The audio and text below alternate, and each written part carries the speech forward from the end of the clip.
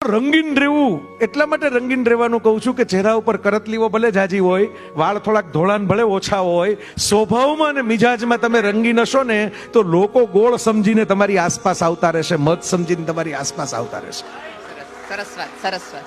મધમાખીઓ તે જ રંગીન ફૂલો હોય ને એની ઉપરથી જ રસ ચૂસી લે.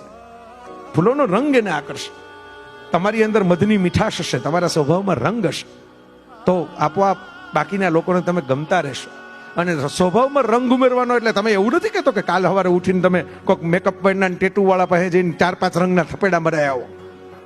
સ્વભાવમાં રંગ ઉમેરવાની એક જ નુસ્ખો છે નેહલબેન, હસતા રહેવું. સવાલ જ નથી. ગમે એ પરિસ્થિતિ મસ્તીમાં રહેવું, જલસામાં રહેવું, હસતા રહેવું. કંઈક આપણું ખરાબ થાય તો થઈ ગયું એ થઈ ગયું. હવે રોવાથી કઈ પાછું બદલાવાનું તો નથી.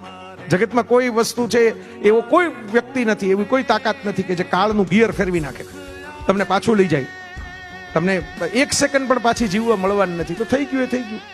અને હવે જે આવવાનું છે એનો અત્યારથી વિચાર કરીને કઈ ફાયદો છે નહીં. એ થશે ત્યારે થશે. આપણે તો આ મિનિટે જે જીવવાનું છે ને એમાં હસતા રહ્યો, એમાં મોજ કરતા રહ્યો, એમાં મસ્તી કરતા રહ્યો. આપણે તો કાઠિયાવાડમાં સરસ મજાનું ભજન છે, મારા ઓસમાણભાઈ ગાય છે બહુ સરસ રીતે, મોજમાં રહેવું, મોજમાં રહેવું, મોજમાં રહેવું રે, અલખધણીની ખોજમાંય રહેવું અને મોજમાંય રહેવું. જેટલા મોજમાં રહેશો ને એટલા દુનિયાને નડશો ઓછા. બસ આ બહુ મોટી સેવા છે.